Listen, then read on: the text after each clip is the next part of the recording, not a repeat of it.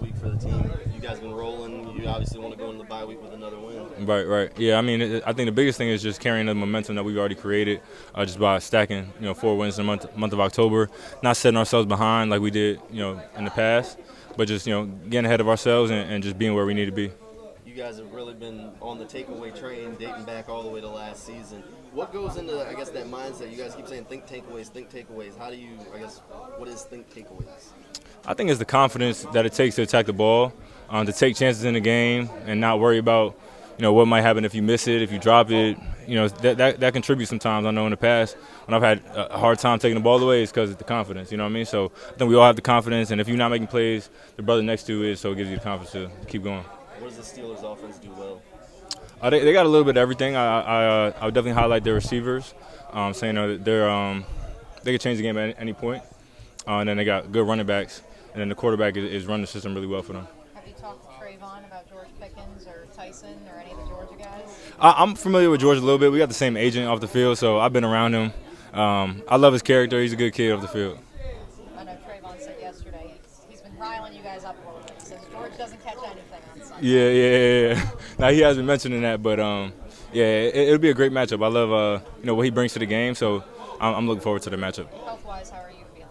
I'm good. We're taking it day by day in terms of practice, but I'm looking forward to getting on the field.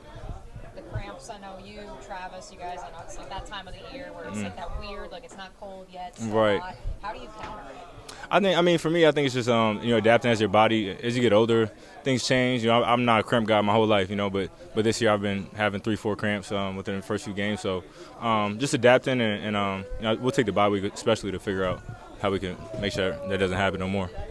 Yeah. Those cramps, but on the injury report they said hamstring. Is that related? Different thing? Yeah, it's related to the same thing happened in the Saints game. Yeah. When Foyer says this team's gritty, not pretty, what does that mean to you? Y'all know about his brand. Yeah. Bro, you just have him tell you the whole story. I seen it. He did it on the NFL film. He told the whole story, and it's the funniest thing. But gritty not pretty is that's Foyer for sure, and we all build off of that as well. I think it does explain his team well. We got a bunch of guys that come from backgrounds of like being slept on, not being the guy in the locker room, and then you bring that all together, and you just got a gritty not pretty group. How much has Foyer meant to this defense? Just leadership, everything.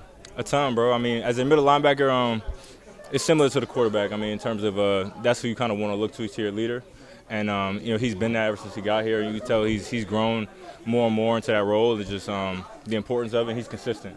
I think it's the hardest time sometimes being a vocal leader is you don't always want to talk. But he's embraced that role, and I think he's done a great job. Does Mike Polo get enough credit? No, but I will say, he understands also that this is a product of everybody. You know what I mean? But Caldwell definitely deserves a lot of credit. Just the way he even approaches work every day. He makes us all real comfortable within ourselves and within the scheme. The NFL is a tricky business, so you could feel like, animosity between coaches and stuff like that. But it's really none of that in this room. This defense has really avoided penalties. One defense the past interference all season. What's the key to that? How do you guys avoid those? Can't say. I really don't know. The refs is really hot and cold nowadays, and we definitely been on the good side of it. We talk about it. Every team talks about it though, and we've been able to put it into practice. I didn't know that it was just one. Mike said some of it's when you're in position and when your feet are right, you get fewer penalties.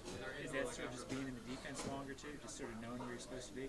I think that's a good observation. It could be being in the defense longer. I think it's also not panicking. You talk about thinking takeaways. If you think about the ball and you're not thinking about tugging on a receiver and I just need a PBU to get up the field, and that type of mindset could help as well. So could definitely be a plethora of things. Yeah.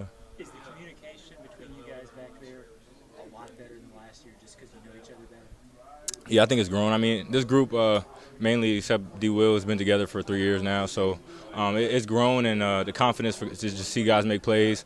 And we know each other's strengths. You expect Tyson to be pressed and taking the guy out of the game. Like those type of things, that chemistry has built. Just a feel thing. Exactly, yeah. Mm-hmm.